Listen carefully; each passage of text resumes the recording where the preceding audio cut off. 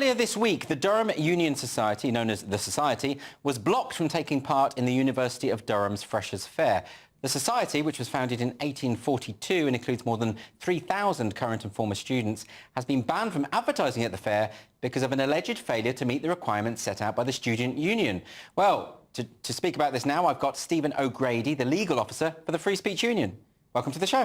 Thanks very much for having me on. So, Stephen, this sounds a bit crazy, a debating society banned. I mean, isn't that kind of self-defeating? It is, rather, and it's one of these sort of ironies. On the surface, it might just look like a student politics spat, but it really goes a lot deeper than that. Well, what's their justification? For banning the society is down to their failure to meet particular EDI requirements that the Student Union expects them to adhere to. This is in the context of a long-running dispute between the union and the society that goes back several years. Well, I heard the word racist bandied about. I mean, what do they mean by that accusation? Well, there have been a few things. About 4 years ago, the student newspaper, Durham, published an expose in which they accused the society of being colonial apologists based on certain allegations about what individual members of the society had said. Since then, there's been a changing of the guard. You know, it's a student-run society, so it's a new executive committee every year. The people in charge of it now are not the people who were even present 4 years ago. And there was one subsequent isolated incident of one member using a racial slur against another member. The society investigated it and they kicked the member out. So it's hard to think what more a society could reasonably do than Well, I mean, that. yeah, it sounds like they dealt with that quite swiftly. I mean, is it to do with the types of guests they're inviting to debate? Well, this is what we think the real issue is here, is that the Students' Union has a problem with the fact that the Durham Union Society invites both sides to debate a particular issue rather you than wouldn't have a debate, would you, if you didn't do Well, exactly. It would be monologues, and there'd be very little point to that.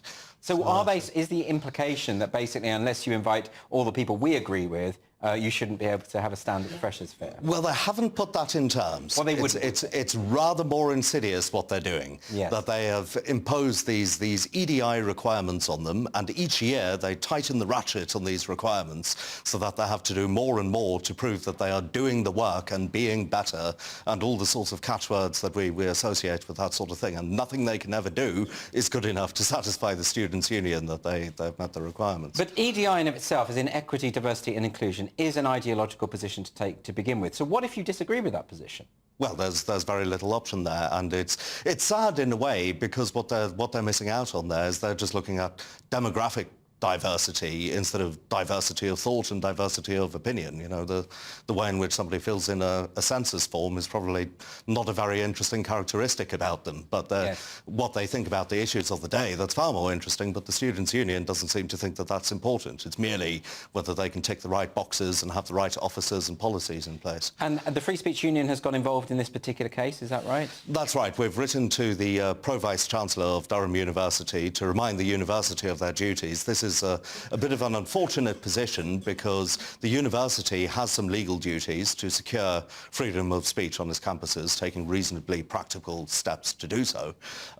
However, the Higher Education Freedom of Speech Act would have placed duties on students' unions in order to safeguard freedom of speech. But unfortunately, the Education Secretary, Bridget Phillipson, put an end to that when she stopped commencement. Well, let's talk about that a little bit, because the Free Speech Union is also raising a legal challenge against Bridget Phillipson for precisely that action. Correct. What's the update on that?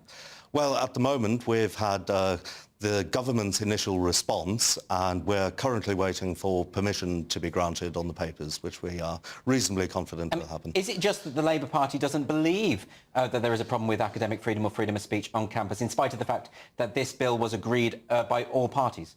Well, I think it would be very difficult for them to deny, with all the evidence that's available of various issues in various domains, that there is a legitimate problem there. What I think they're actually afraid of is that people will be able to speak their minds. That worries them a little, and so they've switched off the bill. And is there any chance that the Freedom of Speech Act will be resurrected, or has Bridget Phillipson put the kibosh on it?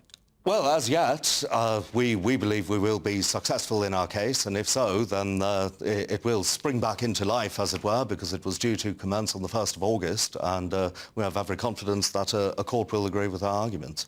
Could you just finally let us know where people can join the Free Speech Union and why it's so important that they do? Well, you can go to www.freespeechunion.org, and as a member, your contributions help us to take on issues like this, to stand up for individual members who find themselves cancelled. We support them throughout their process there, and to raise awareness about free speech issues. Fantastic. Well, Stephen O'Grady, thanks so much for joining me. Really appreciate it.